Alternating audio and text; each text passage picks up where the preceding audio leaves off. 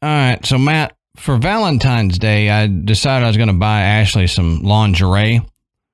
And, no, really, shopping for that is kind of odd. But when I went to the store to buy it, I asked the clerk there, I said, so are these satin? And she's like, no, they're all new.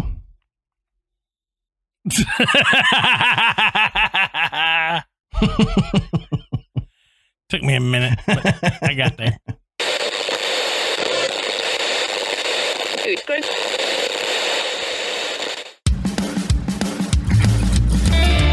Good evening, everybody, and welcome to the Graveyard. Thank you for joining us tonight. My name is Adam. And my name's Matt. Now, pull up a tombstone or settle into your casket and get comfortable because this is Graveyard Tales. All right, everybody, here we are again. Matt, how you doing tonight, brother? Man, I'm doing pretty good. Good. Been a pretty good day and ready to get back in the graveyard. Oh, absolutely. It's always a good time here. Even if we talk a lot, it's a good time here. Real quick. He can't let stuff go. No, I can't. I gotta be snarky about it. Sorry. We want to say go check out the Podbelly Network at podbelly.com. We're proud to be members of the Podbelly Network and be associated with all those shows. You can find a bunch of shows on there that you might not find other places, so go check them out at podbelly.com. We also want to thank tonight's sponsors, BetterHelp, Acorn TV, and Raycon, and we'll talk a little bit more about them a little later. While you're on the internet, you can go check out patreon.com/Graveyard Tales, and you can sign up to become a patron and donate to the show. And for your donations, we've got several different tiers that you get bonus episodes for, and we send out for our $5 and $10, we send out a little thank you note for you guys. So sign up if you would like to get bonus episodes, and the $10 members actually get the video version of the recording of these episodes with our mess ups still in them. I don't cut those out in there. You get to see us screw up and Matt go and then me laugh in the middle of a sentence. And that's exactly what happened. So if you're interested in that, go check that out. And our $5 and $10 members get video versions of the bonus episodes. So patreon.com/Graveyard Tales if you're interested in that. Also, give us a rate and review on whatever platform you're listening to. If you haven't already, thank you to all of you who have rated and reviewed us. Why is that so hard for me to say tonight? I don't understand. It's going to be a long night. I was going to say, not a good omen for this episode. This podcast is sponsored by BetterHelp Online Therapy. So, relationships take a lot of work, and especially the most important one you can have in your life is the relationship you have with yourself. So why not take care of it? Right. A lot of us would drop anything to go help someone that we care about. You go out of your way to be polite and nice and treat people like you want to be treated. But how often do we actually treat ourselves like we want to be treated? That's a good point. So this month, BetterHelp Online Therapy wants to remind you that you matter just as much as everyone else does. And therapy is a great way to make sure that you show up for yourself. So, there have been times in my life where you just get bogged down. You just feel like you're going through the motions, and you've got so many responsibilities, whether it be your job or your family or anything else, you lose track of what is really important. And I have been in that position and didn't even realize it until somebody recommended that I try talking to somebody. And it really did make a difference. And I have gone online. I have met with a therapist on BetterHelp. And it is amazing just what you're able to do online, just like you are if you're sitting in a little office. And it is so much simpler, and it's the exact same therapy you would get by making an appointment and showing up at 10 o'clock on a Tuesday. You just get to do it from your home where you feel the most comfortable. Right. And you can have your therapy session while wearing your pajama bottoms. It's fantastic. Yeah. Now, BetterHelp is an online therapy that offers video, phone, and even live chat sessions with your therapist, so you don't have to see anyone on camera if you don't want to. So that's another good thing. If you want to turn the camera off and just talk to them, that's great. You can do it on the phone if you don't want to even get on your computer at all. So it's fantastic. It's much more affordable than in-person therapy, and you can be matched with a therapist in under 48 hours. Give it a try and see why over 2 million people have used BetterHelp online therapy. Now, this podcast is sponsored by BetterHelp, like we said, and Graveyard Tales listeners can get 10% off their first month at betterhelp.com/grave. That's BETTERHELP.com/grave.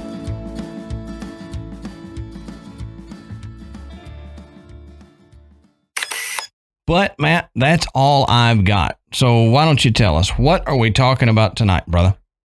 Okay, so tonight, Adam and I are headed to New York, and we're going to talk about, again, one of these places that gets this moniker of most haunted whatever. And I want to believe this one because of what it is. And we've talked about several places like this in the past, and they all seem to be pretty doggone creepy. Yeah. We're going to talk about Rolling Hills Asylum in Bethany, New York. Oh, yeah. I saw a thing, Matt. It said, it was funny because it said it is the second most haunted place in the U.S. And I've never seen somebody say the second most haunted. It's like the second most haunted place and the fourth most in the world. I saw the exact same thing, but it didn't tell me what it considered to be the first. Yeah, I know. I know. I mean, honestly, we've talked about some pretty seriously haunted places. I mean, any of them really could lay claim to that title. Mm-hmm. I don't know how you judge it. I guess if the person that's writing the article got scared when he was there, well, this place is the most haunted. Oh, yeah. Oh, yeah. But you hear it a lot. Yep, you do. It's like a badge of honor. This is the second most haunted place in the country, and the most haunted place in New York, which I don't know. There's a lot of haunted places in New York. So. That's true. We haven't done a lot. We haven't done a lot in New York, so we probably need to do more. Yeah. But this place is pretty cool, and the fact that it was an old asylum really lends some credence to the fact that it could have been haunted. But it's got an interesting history, but over time it's changed, much like a lot of the places. It's not always the same type of business, I guess. Yeah. It'll change. The building will change hands. Things happen. And one thing that I thought was pretty cool about this place is I've got a really cool story that you'll hear a little bit later that didn't come from a time that it was being promoted as a haunted place. That it was just a business. Mm-hmm. And I thought, I started reading the story and I was like, this doesn't make sense. And then I realized, oh, this is a good one. So you got something to look forward to. We don't usually see a lot of that. A lot of the stories we get are from, the tours and investigations and so forth. But let's get into the history of the Rolling Hills Asylum. And it wasn't always called that. Right. As we always say, go check our sources down at the bottom of the show notes. You can find where we found our information. You can, continue the research here. And on that we have talked about several asylums, like Matt was mentioning. So I didn't get history of the asylum per se, because we've talked about it before. What I thought was interesting was that before becoming the infamous Rolling Hills Asylum, this was actually a poorhouse. And so I wanted to get history on what a poorhouse was, what happened there, why, and all this stuff, so that you kind of understand that along with asylums. Yeah. Look, Adam, if you really want to know what a poorhouse is, just talk to me about it. I got 2 kids in college. I'm there all the time. That's true. Well, my dad always told me I was going to eat him into the poorhouse, so I thought I would see it eventually. But now this comes from the Rolling Hills history site itself, talking about when it was the poorhouse. And it was originally named the Genesee County Poor Farm, often affectionately referred to as, quote, the Old County Home. Now this says, often resembling a reformatory, a poorhouse often housed orphan children, families, destitute elderly, physically handicapped, mentally unstable, morally corrupt, which I'm not sure what that is. That could be me or you, Matt. Morally corrupt people. And it even housed criminals at some of these. It says these institutions were situated on the grounds of basically a poor farm on which able-bodied residents were required to work. Such farms were common in the United States in the 19th and early 20th centuries. So these were farms. It wasn't just called a poor farm. It was an actual farm. And right. You know, the farm at Genesee County was self-sufficient. Mm-hmm. I mean, it was run by the inmates. And that's what they were called. Right. They weren't necessarily called residents. They were actually called inmates. But this was a way that people that were distressed, either financially, emotionally, physically, that just for whatever reason couldn't make it in society, they had a place to go, and they could work. And they could feed themselves or their family and become a productive member. You know, it sounds like a horrible, horrible thing. And I imagine life there was not pleasant, but it had good intentions, because it provided homes for these people that otherwise would have just lived on the streets. Yeah, I mean, there were some good intentions. I've got some stuff, though, that will put that into a little bit of debate on the intentions of the poorhouse, though. All right. So, but this goes on to say that a poorhouse, sometimes referred to as an almshouse or asylum, was a government-run facility for the support and housing of dependent or needy persons, typically run by a local government entity, such as a county or municipality, and institutions of this nature were widespread in the United States prior to the adoption of the Social Security program in the 1930s.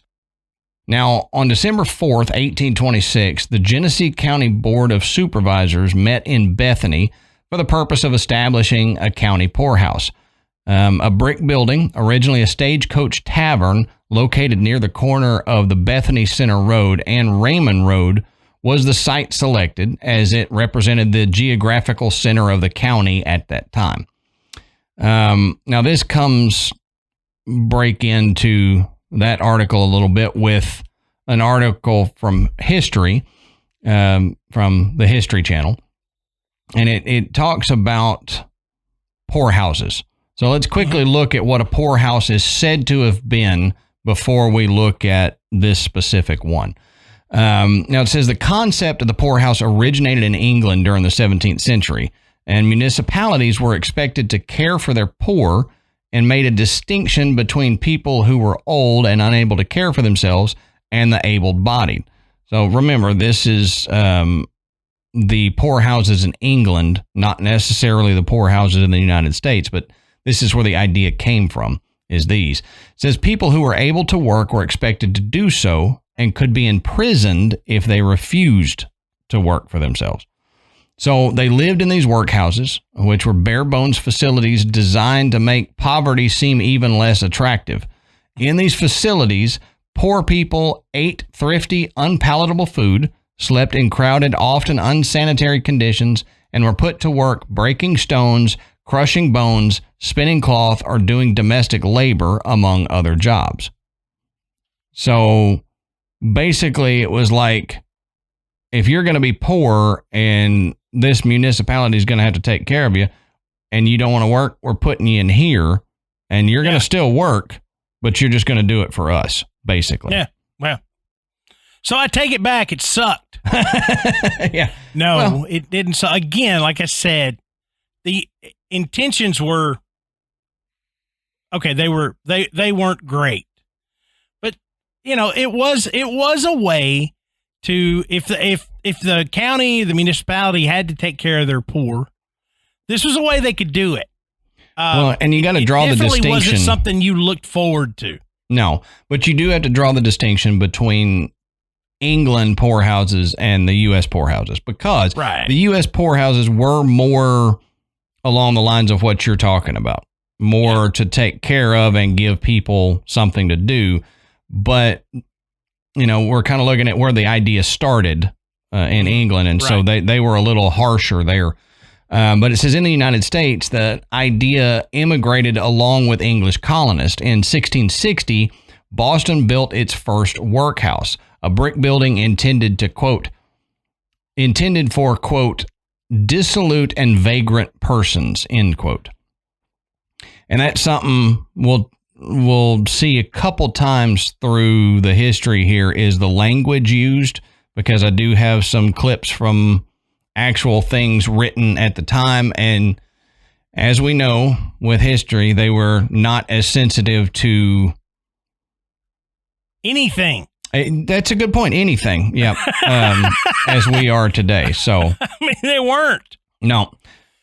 But this goes on to say that Massachusetts poor people had more than the workhouse to fear. Towns could also banish poor people or even auction them off to the lowest bidder. Says, quote, warning out allowed towns to exile poor newcomers or make it clear they were not willing to pay to support them. So you were warning somebody out. If a poor person was trying to move to your town and they didn't want to work, then you could sell them for labor in somebody's home, or put them in one of these poorhouses, or just run them out of town. Slavery, essentially. Basically, yeah. Which that does suck. Yep. So, I mean, it wasn't something that people, were going after, but it did give a way for somebody to have a roof over their head. You had to work for, and you didn't it wasn't like, oh, well, you sit and, answer this phone or something. No, it was hard labor. Yeah, I mean, it was physical. Back in England, they were crushing bones and rocks. Right. I mean, right. What? That's a terrible job. Yeah. Here's just a pile of cow bones. Crush them for me. Why? Just crush them. Yeah. Give you something to do. Yeah. And busy work, like coloring papers in kindergarten when you were finished with your work. Mm-hmm. Now let's go back to the Rolling Hills site. This says the official announcement dated December 9th, 1826, appeared in an issue of Batavia Times newspaper.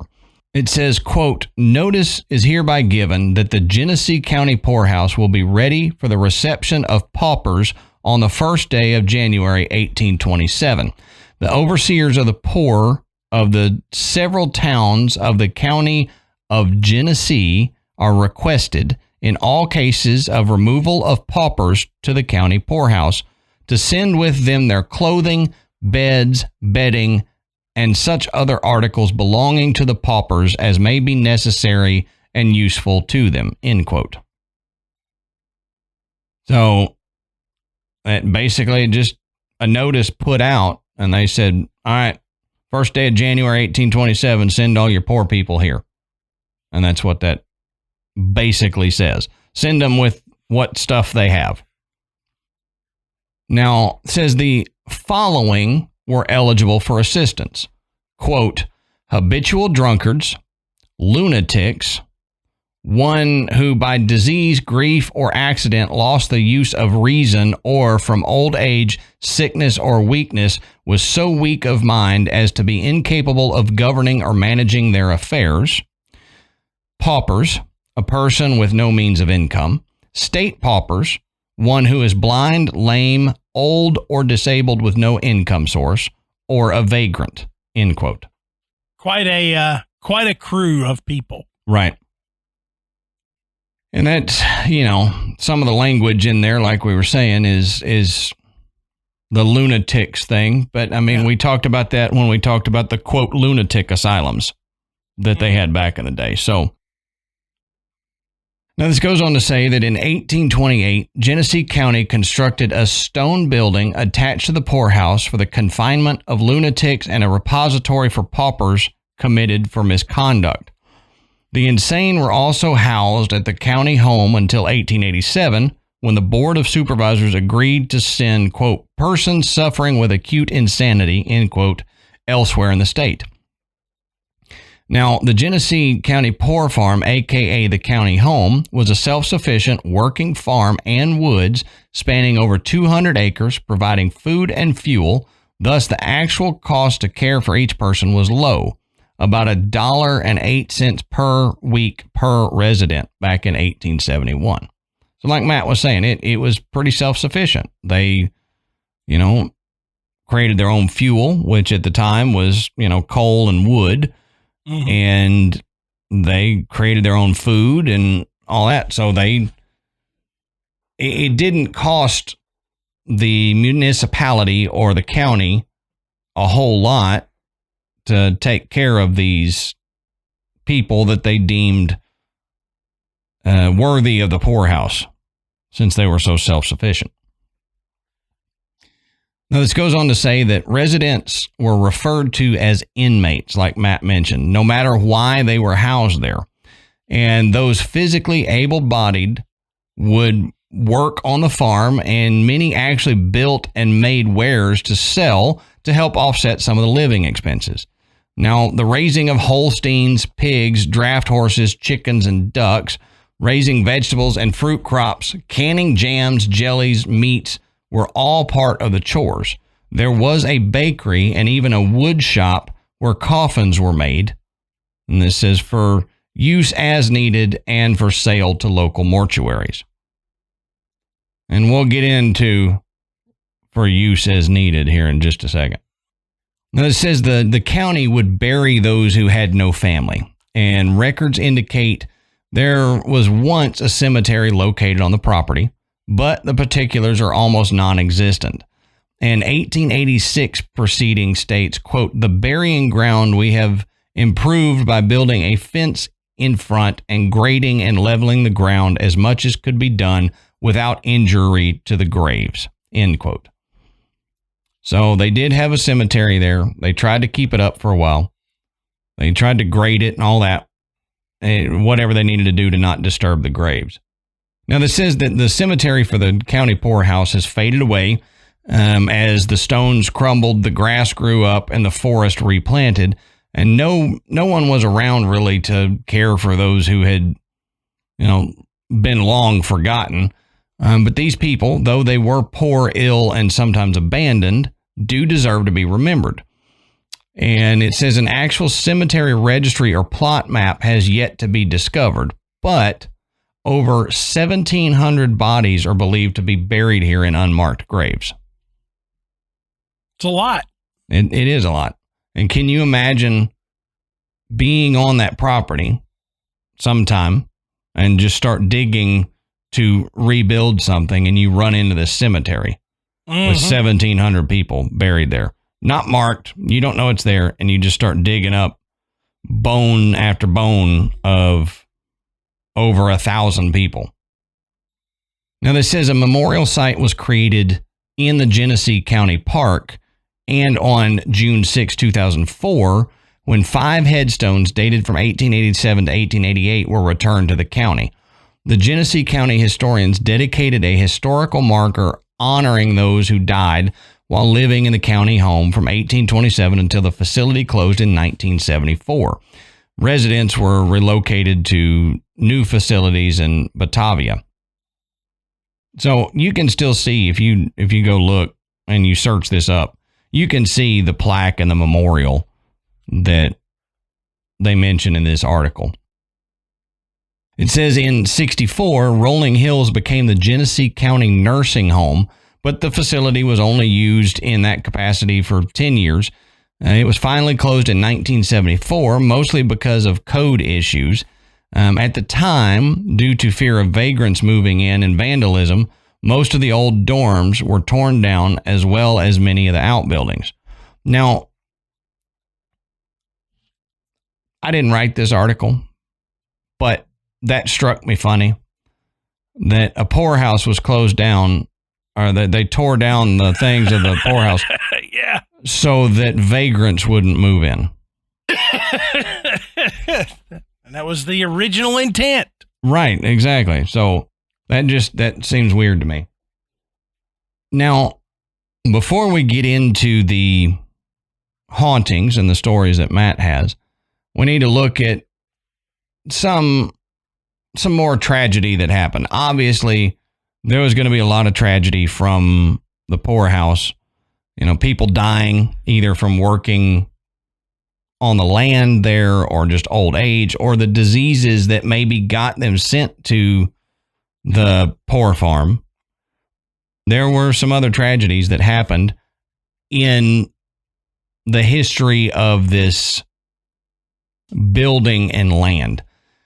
And this is from New York Ghost. It says a few tragic stories rolled out of Rolling Hills, as each heartbreaking as the last. Now this says one tragic story involved a resident named Roy. Now, Roy suffered from extreme gigantism, a physical deformity that left his face deformed, his hands and feet oversized, and his height well above 7 feet. So this was a big boy. Roy was the son of a prominent banker in New York, and he was sent to live at the asylum because his family considered him an embarrassment. He was brought to the asylum when he was 12. He died there at the age of 62. He lived there for 50 years. Apparently, he loved opera music and was known in the asylum as a kind, gentle-hearted man. Now, others at the asylum, though, were not really as kind as Roy. They were kind of power-hungry, and one of the nurses in the infirmary, Nurse Emmy, was known for her absolute cruelty, this says. So she was feared by the inmates and staff and was rumored to have performed satanic rituals and black magic on the residents. Now, there have been other reports of cruelty from staff members, but apparently the residents of the asylum did their best in sticking together and protecting each other. Yeah, I mean, you know, they were in a situation that nobody really wanted to be in. They didn't want to have to put up with staff members treating them like crap. Yeah. So they had to stick up for one another. And that's what they did. And now Roy had such an influence on the building itself that it is said that you can still see his large hulking shadow wandering through the building. Now, one story recorded by Weird New Jersey told by the owner of the building, Sharon Coyle, really captures the type of person Roy was. Sharon tells a story about running into a rat in the infirmary about 2 months after moving into Rolling Hills. Now, she was terrified by it, and she screamed and ran away. The next day, she found the rat dead on the stairs, blood oozing from its mouth as if its neck had been broken. On the wall above the rat was a giant bloody handprint. And Sharon thinks that the ghost of Roy witnessed her distress and killed the rat for her. That's probably not a bad thought. No. You know? I mean, it's one thing to see a bloody handprint. It's another one to see a giant bloody handprint. Right. And when you've got historical data that shows that a person like Roy lived there who suffered from gigantism, it just kind of pieces together. Right. And if he was supposedly as caring and compassionate as he was, he wouldn't want to see the current caretaker distressed and would do what he could, even in his afterlife, to remedy that. Mm-hmm. Now, as Adam mentioned, Nurse Emmy. Now, she was pretty bad. I mean, nobody was wanting to mess with her. She's a bad bee. Now, her name was Emmy Altworth, but better known as Nurse Emmy, and she was hated and feared by the inmates and the other staff, okay? That's pretty bad. Now, rumors began to circulate that Nurse Emmy was involved in the dark arts and, as Adam said, was performing black magic and satanic rituals. Now, reports have circulated that Nurse Emmy still walks the halls of Rolling Hills as visitors hear a cackle-like laugh coming from the infirmary today. That would freak you out. Yeah. There's a lot of things you could see at a place like this that it would scare you, but, and maybe I'm just talking for myself here and not for anybody else, but I would rather see a shadow figure than hear a disembodied cackling laugh somewhere off in the distance. Like, Broomhilda in there. Yeah. It's like all those Halloween decorations that have the little motion sensor. Yeah, that's what it sounds like. We got one of those for our front door that does that. You walk by and it goes, yeah. Now, there's another paranormal hotspot in the asylum, and it's a room that's only known as Hattie's room. It's located on the first floor of the East Wing, and Sharon says that she left a tape recorder running in the room and caught the distinct voice of an elderly woman calling out, "Hello." Now, it is believed that this is the voice of the former patient named Hattie, who was blind and used to yell hello all day and night to get the attention of the staff and nurses. That's cool. Yeah, Sharon actually played the EVP for a former employee who said she was shocked to hear Hattie's voice again. Oh, wow. Yeah, I mean, this place operated until 1974. I mean, there are people still around that worked there. It's crazy that she recognized her voice. To me, that's a Class A EVP right there. Yeah. Did you know, though, that inmate, Hattie, actually came up with the recipe for Nashville hot chicken? And then they named the restaurant in Nashville Hattie B's after her. That's all I had. Sorry. That was a total lie.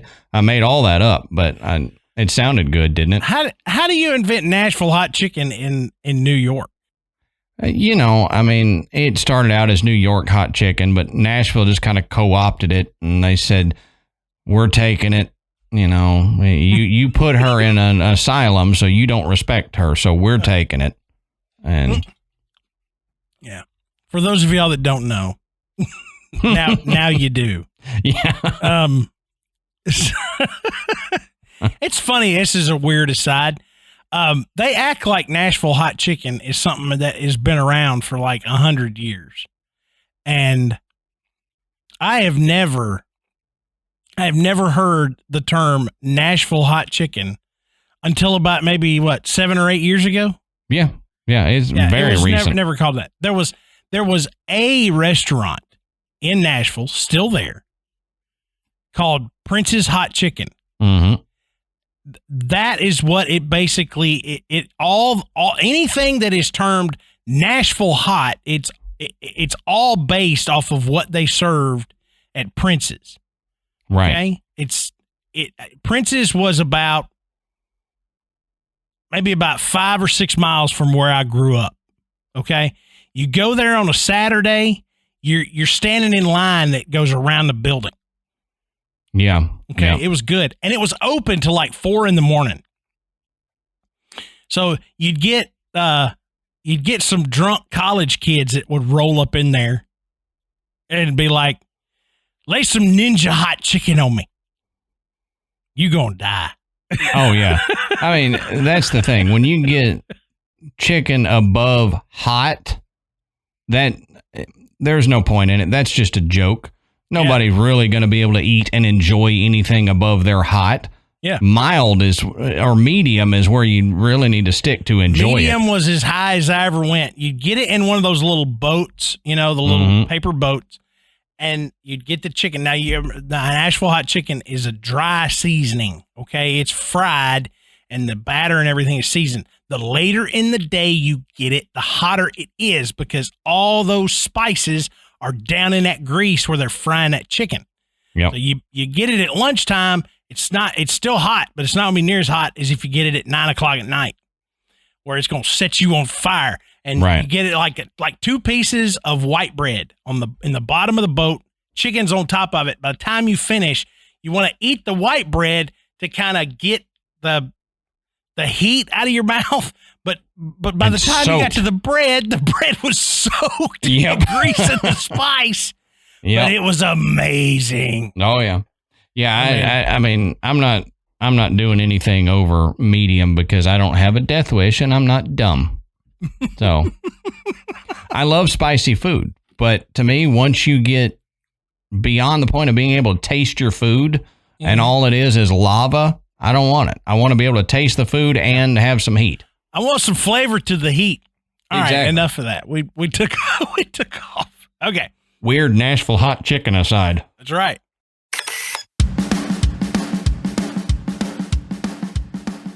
Now, let's talk about something real quick. And I don't know if it's the accents or the tea or the driving on the wrong side of the road. But no matter what it is, I love British TV. And it might be the accents. I don't know. It might be the accents. And as an aside, for some reason, every time Ashley does Legos, like she's got this big Lego set that she starts talking like this because Legos make her think of British people. And I don't know why, but I don't know. But okay, she started that, so now we talk like this a lot in the evenings. But the thing with British TV is you can't always find it here in the States. But Matt and I are getting our fill and then some thanks to Acorn TV. And Acorn TV is the largest commercial-free British streaming service that features compelling stories, exclusive premieres, and originals that you won't find anywhere else. Acorn TV has hundreds of exclusive shows from around the world, including award-winning mysteries, dramas, comedies, history, and so much more. The series you find on Acorn TV are cleverly written, visually striking, and feature renowned actors and hosts like David Tennant and Mary Berry. Yeah, and right now you can go and catch season 1 of Under the Vines. And new episodes come out weekly, with the season finale having dropped on January 3rd. So you can go and binge this entire first season of Under the Vines. It stars Rebecca Gibney and Charles Edwards from The Crown. And this dramedy follows 2 unlikely city slickers who inherit a failing vineyard in rural New Zealand. Now, despite neither having ever done a hard day's work in their lives and both despising one another, they must somehow make the vineyard successful so they can sell up, split up, and get out of there. That's a good show. I'd love to inherit a vineyard in New Zealand, man. I'd love to inherit something. Yeah, anything.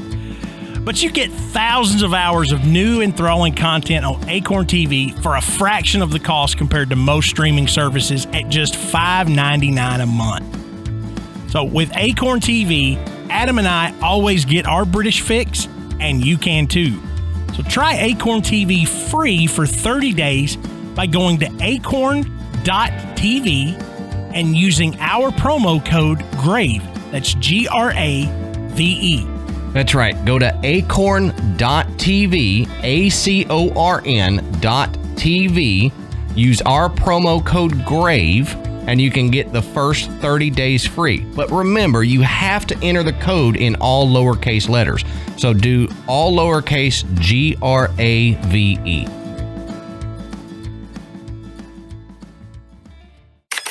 So back to New York and back to the Rolling Hills Asylum. We're going to move upwards in the building to the second floor where the men's dormitory is, and it is referred to as Shadow Hallway. Why, you ask? I think I know. It's because this is the hall where visitors almost always see shadow figures moving around. Now, Sharon Coyle explains when you look down towards the infirmary section, you start to see the shadow people. And they could look at you and appear solid, like real people. They can be light gray, medium gray, dark gray, or completely pitch black. Said they can kind of have these normal human shapes or these odd amorphous shapes. They say they come in and out of doorways, walk across the hall. Sometimes they poke an arm or a leg out. And sometimes they crawl on the floor, which can be really creepy, especially if you're sitting on the floor during an investigation and one is coming right at you. Because you can actually see the shadow coming right at you. Yeah, the crawling shadow figures has always freaked me out. Like anytime we talk about it, and we've talked about them crawling up walls and ceilings, and for some reason, the crawling shadow figures are way creepier than the walking shadow figures or the floating shadow figures. Yeah. Now, let's talk about the Potter's Field or the graveyard that existed on the property. Being a poorhouse, when the inmates died, there was very little or no money for a proper burial. And over the decades, as Adam said, thousands were buried in the Potter's Field, which was on the campus. Most of the graves were unmarked, and the dead are still there. Yep. And as Adam said, today there is a monument that holds a few of the headstones from the facility. But besides the ghosts that are there, this is the only reminder of the people that died in the Rolling Hills Asylum. And as Adam mentioned, there is no cemetery register or plot. So when you have death like that, and then you've got, a large area of unmarked graves, you've created a lot of energy to propel the paranormal activity forward. Right. Okay. Not that they had any choice, and they certainly weren't thinking, well, we better not bury these people here or this place is going to be haunted in 100 years. Yeah. They weren't thinking about that at all. They were just thinking about, we've got to bury our dead. We can't just let them just lay around. That's, besides it being just a terrible thing to do, it would have been unsanitary. But, so they had to take care of it. We've heard a ton of stories about the disrespecting of a grave or a burial site causing hauntings, or just the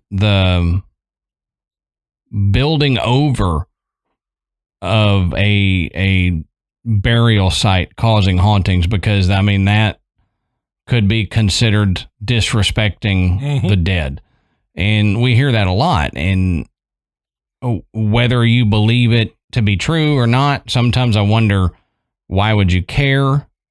But then other times I'm like, I wouldn't want my burial spot, wherever that may be, to be desecrated and disrespected. But I don't know. Could be superstition, could be true, but we see it a lot. And in a place like this where you were kind of disrespected, just buried with no marker, then that's going to start it right there. And then it's just gone to crap, and nobody kept it up and kind of grew over. So, I mean, that could be also considered as disrespecting the burial site. Yeah. And I've always wondered, are these spirits just somehow trapped here, but they're not active until something like that disturbs their grave? I don't know. Yeah, that's a good question. I don't know either. To me, it would seem like you're either dead and your spirit lives on Earth, or you're dead and your spirit is gone. So if you died 100 years ago and then somebody, builds a Best Buy on top of your gravesite, then has your spirit just been hanging around and just laying there in the ground dormant until somebody said, hey, we're going to screw some stuff up. Yeah. And they start digging around and unearthing some things and quietly getting rid of bones so that the city inspector didn't come over and go, we gotta, you're gonna have to redo all of these graves, that you had no idea were there. And now all of a sudden, you're in Best Buy one day and you're, looking at a set of headphones and, something taps you on the shoulder and it's not the salesman. Right.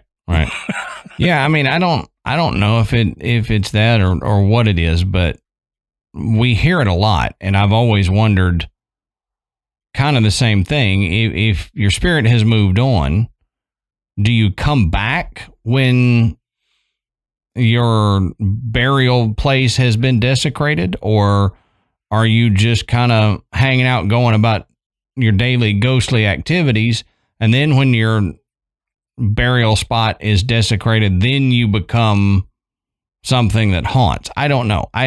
But we did a whole episode on a graveyard that was supposedly super haunted, and there is no evidence of hauntings at this supposed haunted graveyard. That's right. And in a lot of ways, I think that is probably the case for most of these burial spots. Is the ghosts don't stick around their graves for the most part. Some may, but I would say 80% of what we research, the ghosts are not near their bodies, their physical bodies. So I don't understand why desecration of a grave would cause a haunting in that sense. But it is funny though that these big old cemeteries with these huge mausoleums and these giant monuments, and it just, they're creepy as everything at night, but they may not necessarily be haunted. Yep. It's like everybody's decided to pack up and move out, but then somebody comes in and starts messing with your grave, and all of a sudden you get this little spider sense tingling, and you're like, oh no, he didn't. And then like, I'll be right back. And you got to run. That may be it. I got to scare this guy away from my grave. He's messing stuff up. Who knows? Now, the Psych Ward and the solitary confinement locations in the asylum are also fairly active. Iron brackets protrude out of the cement walls of a small room in the basement, which is believed to have been used to shackle unruly inmates. Okay, now we're getting somewhere. This is evidence of the cruelty that these people had to endure while they lived, in Rolling Hills. Now, Sharon explains how terrible this was, and she says it wasn't always just criminals who were being locked up. She says, quote, back in the day, they didn't understand that you probably had a medical issue, Alzheimer's, epilepsy, Tourette syndrome, Asperger, or you were, what she says, an unruly wife, which was a reason to be stuck in an asylum. Yeah. Back then, if a man couldn't control his wife, he'd say, I'm going to lock you up. And there were many, many reasons why they'd lock you up. So this was not a good area of the asylum. No. Now, the morgue. Now, we've talked about how cemeteries and graveyards aren't always necessarily haunted, but morgues are a different story. Now, at Rolling Hills, it is kind of a hotbed for ghostly activity. And in this room, there is a large embalming table, 2 large refrigerators, and a huge steel sink. The morgue has a lot of hauntings even to this day, such as items being moved, disembodied voices, and visitors even reporting being shoved down onto the cold tile. Now, yeah, you start getting touchy-feely and then pushy, you know, you're going to be like, yep, the morgue's haunted. So, be careful. And touchy-feely is one thing. When they start exerting enough force to knock you down or push you into walls or stuff, that's when it gets scary. That's when you really start, because if they have that much energy to be able to force you to the floor, that's scary. Yeah. Now, there is a legend with the asylum that says a man named Jack Banyan was committed to the asylum on Halloween night, 1943. He escaped exactly 30 years later on October 31st, 1973. He left behind a note on the wall written in blood that said, "You're all going to pay." Jack was never seen again. Now, Sharon claims that Jack is one of the shadow figures seen pacing back and forth in the second floor men's dormitory. I do not know how she came to that conclusion. Yeah. Especially with the fact that this totally sounds more like an urban legend than it does an actual haunting. It really does. It sounds like the Bunny Man legend kind of thing. Yeah. You know, so when you look up Jack Banyan, you find some evidence that this guy may have actually been a resident there, an inmate. But there's not a lot of evidence that this whole story about the escape and the blood on the wall and everything that may have really happened. So that's what's kind of up in the air here. But it's a cool story, and when you got, you know, people coming on for a tour, it's a good one to share. Right. When you start something out with locked up on Halloween night. How convenient.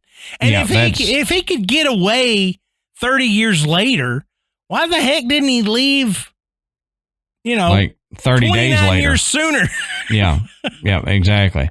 Well, that's the thing. I mean, how old was he when he escaped? And he was able to escape, and where did the blood come from for the wall? Did he poke his finger and write it that way? You know what I mean? So it does have a lot of urban legend stories to it, but there could be some truth in it. Like we've found with a lot of other urban legends, there is truth behind the urban legend. Yeah. Now, there are a lot of theories as to why this particular asylum is so haunted. And one is that it was the only home for some of the residents that they ever knew. Some of them lost their parents, their homes, their spouses. And they built relationships and friendships at the asylum that meant more to them than whatever had come before. They got through tough times with the other inmates. They attached to the property. It was home to them. And many of the spirits of Rolling Hills Asylum consider it just that, an asylum or a safe place. Right. So even though it may be super haunted, it may not be as malicious as some may want you to think when you're going in there to do a paranormal investigation, because there is a level of fear that you want to experience when you're going somewhere like this. Yeah. I mean, if somebody tells you we're going somewhere haunted, and you go in, and the most haunted thing that happens is you can play checkers with an old ghost. You're like, well, this is kind of fun. You know, it's cutesy. This is what a haunted house at Disney World is like, you know? Yeah.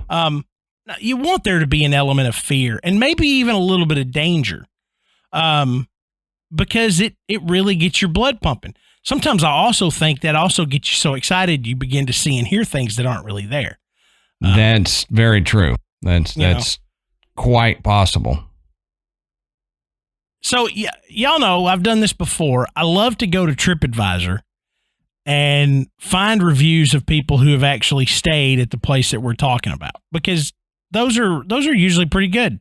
You know, there's no reason to not believe any of these reviews. It's most of the time it's people wanting to share an experience they had and encourage other people to go and see if they have the same one.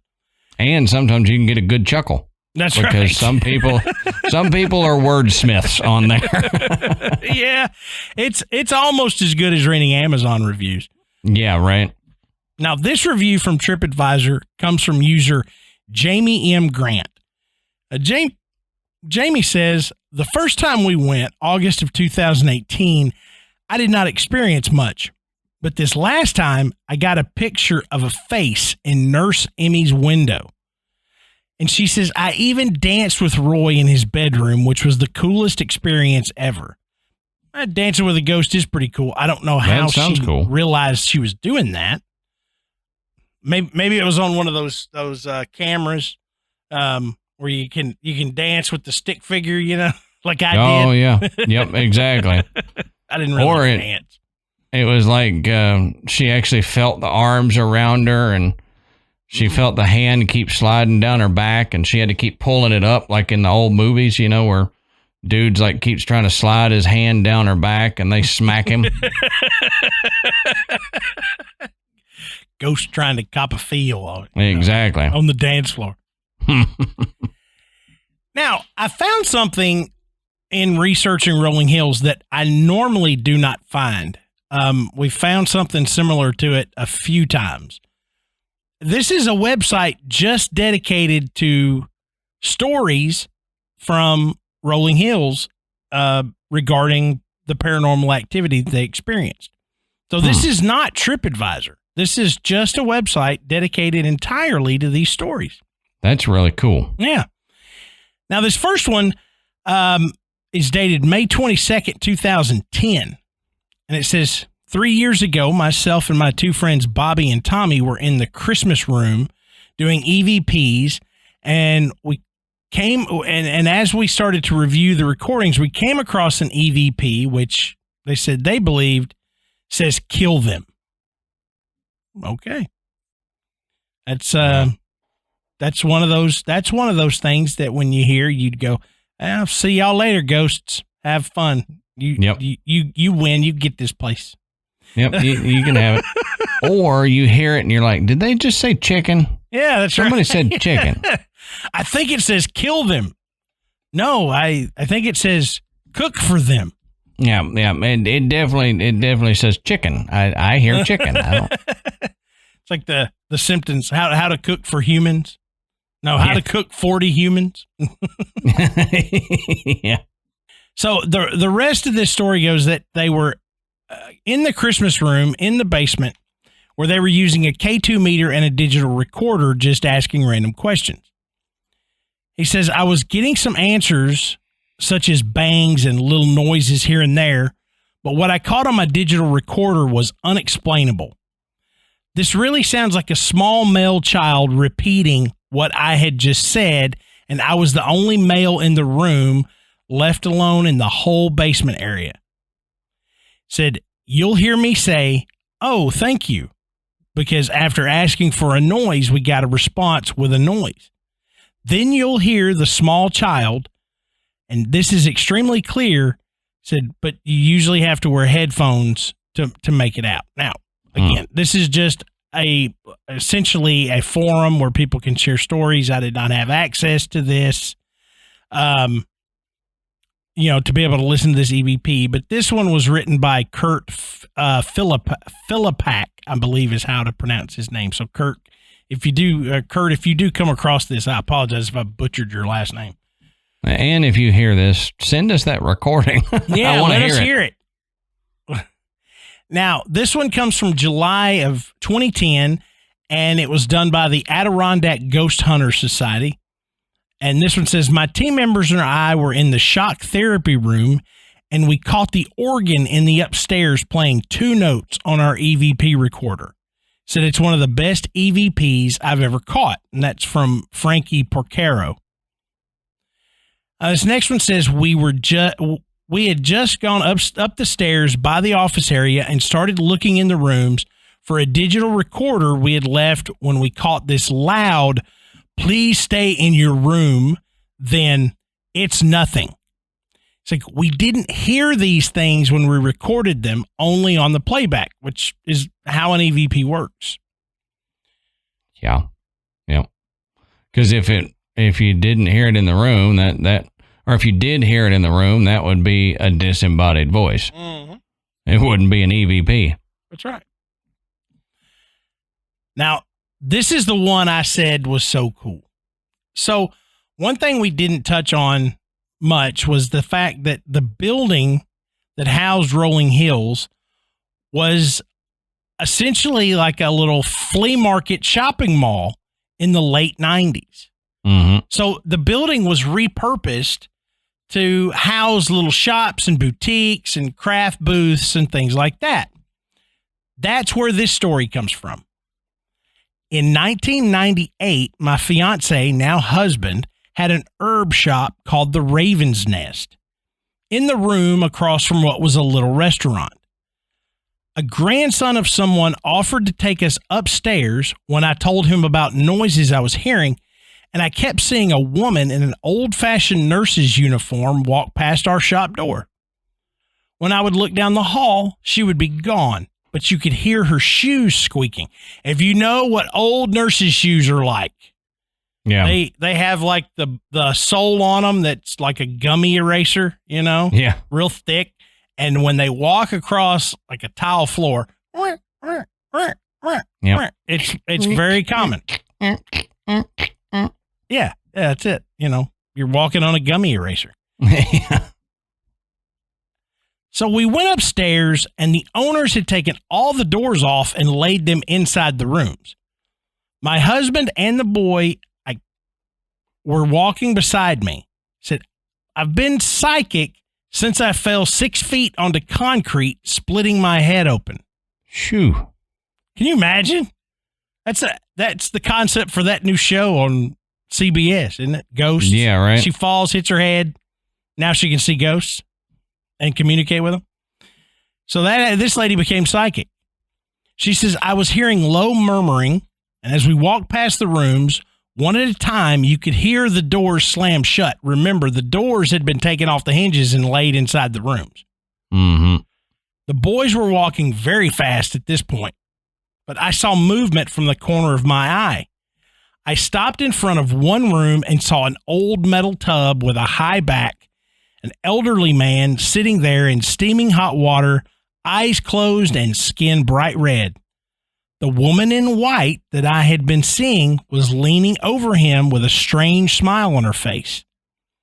Everything happened very fast. The vision was gone, replaced by a room with rubble about the floor. I never saw the woman in front of our shop again. I did always hear murmuring, squeaking of wheelchairs, and children laughing. She says, "I seem to draw spirits to me if they are around, maybe because they know I can hear them. It is good to know that this building and its history will be taken care of, because I'm sure the spirits will be a little bit happier." So that comes from Mary Fleming Dutton. And I saved that one for last because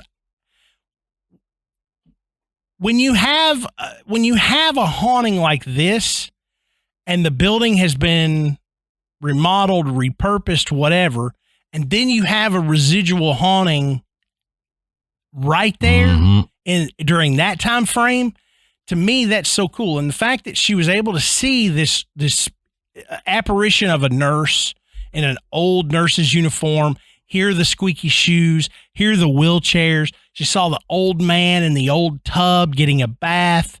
The sound of children laughing, all of that stuff.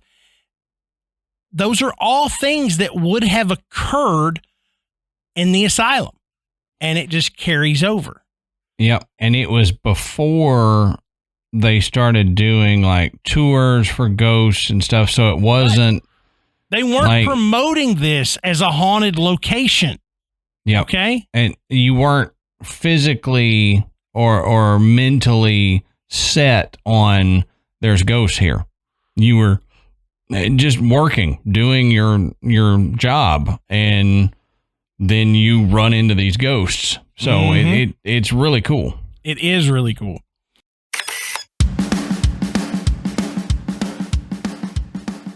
All right, Adam, let's take a minute and talk about one of tonight's sponsors, Raycon. Now, a lot of people don't even make New Year's resolutions anymore. And, I get it. But that doesn't mean that you shouldn't find a way to kind of shake things up, whether it's by switching up your workout routine or going someplace new. Whatever way you challenge yourself this new year, there's no better way to do it than with a pair of Raycon wireless earbuds in your ear. Now, Raycon wireless earbuds are the best way to bring audio with you because no matter how much you shake things up, no matter how much you shake, they won't fall out. And they won't. I've put mine through the test. Mm-hmm. I can jump, flip, lay in the bed, drive down the road. You can run, work out. I've gone out and thrown batting practice with my Raycons in, never come out. And the everyday earbuds look, feel, and sound better than ever. And there's also an awareness mode for when you need to listen to your surroundings. So you can take Raycons with you wherever you go. And with optimized gel tips for the perfect in-ear fit, these earbuds are so comfortable, they will not budge. Trust me. Yep, and that's very true because I wear mine all the time. Like, if I was smart enough to figure out how to get them to connect to my interface on my computer, I'd be wearing them right now to record. Because I wear them all the time. They're so comfortable, and I get up in the morning and I start my day and I pop in my Raycons and I can listen to podcasts, I can listen to music, and they have different settings depending on, if you want more bass, if you want more high end for listening to podcasts, you can do all that. We go to the gym. I run the track, I'll do the elliptical, I'll do the stationary bike, lift weights. Doesn't matter how much I sweat or if I fall on the track because I'm stupid or I'm trying to race Michael and I trip and fall. Not that that's ever happened. I'm not admitting to that, but just saying my Raycon earbuds did not fall out. And the awesome thing is Raycons offer 8 hours of playtime and a 32-hour battery life. So I'll be honest with you, on mine, I can go almost a whole week. With the way I wear them, I can go almost a whole week without having to charge the actual pack that they come in. Granted, I've got to put my earbuds back in the pack to charge them, but the pack itself, I charge it maybe once a week. Yeah, and I plugged mine in last night, and I can't even remember when I had to plug them in prior to that. Right. And Ashley and Michael also have a pair, and Michael is on his all the time, which he somehow forgets to put it in awareness mode, so he can never hear what I'm saying when I talk to him. But that's a whole nother story. But he forgets a lot to charge his earbuds, and that's why we decided to get him the Raycons. And I tell you, it doesn't matter. He does not run out of battery, and we'll remember to plug his in before he does. But they're priced just right, and that's the cool thing about them is you get quality audio at half the price of other premium audio brands. And it's no wonder that Raycon's everyday earbuds have over 48,000 five-star reviews. And right now, Graveyard Tales listeners can get 15% off their Raycon order at buyraycon.com/tales. That's BUYRAYCON.com/TALES. Right. That's buyraycon.com/tales to save 15% on Raycons. Buyraycon.com/tales.